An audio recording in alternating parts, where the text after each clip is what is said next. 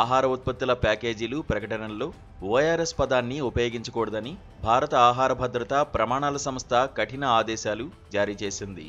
Brand నేములతో ORS కలిపి వాడడం ఆహార భద్రతా ప్రమాణాల చట్టం 2006కు విరుద్ధమని స్పష్టం చేసింది.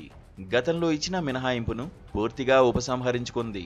ఈ నిర్ణయం వినియోగదారులను మోసం చేసే కంపెనీలకు ఊరట రాదని FSSAI హెచ్చరించింది. ప్రపంచ ఆరోగ్య సంస్థ సిఫారసుల మేరకు రూపొందించిన యథార్థ ఓరల్ రీహైడ్రేషన్ సాల్ట్స్ ఫార్ములా కాదనే హెచ్చరికతో 2022 జూలై 2024 ఫిబ్రవరిలో FSSAI అనుమతులిచ్చింది.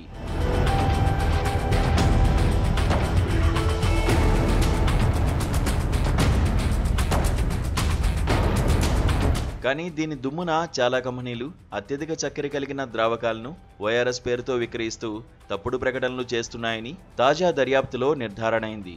ఇది పిల్లల ఆరోగ్యానికి, డీహైడ్రేషన్ చికిత్సకు ప్రమాదకరమని అధికారులు ఆందోళన వ్యక్తం చేశారు.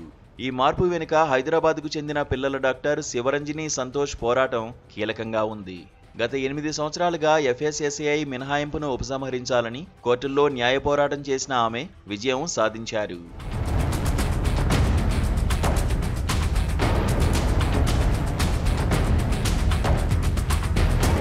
చక్కెర ఎక్కువున్న ఈ ఉత్పత్తులు ఓఆర్ఎస్ కాదు, పిల్లలను మోసం చేస్తున్నాయి.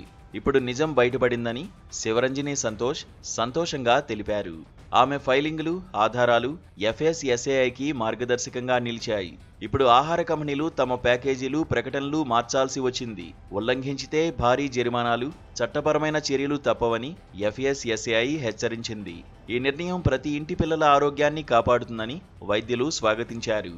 ఓఆర్ఎస్ అంటే WHO ఫార్ములా మాత్రమే, మిగతావన్నీ ద్రావకాలని డాక్టర్లు స్పష్టం చేశారు.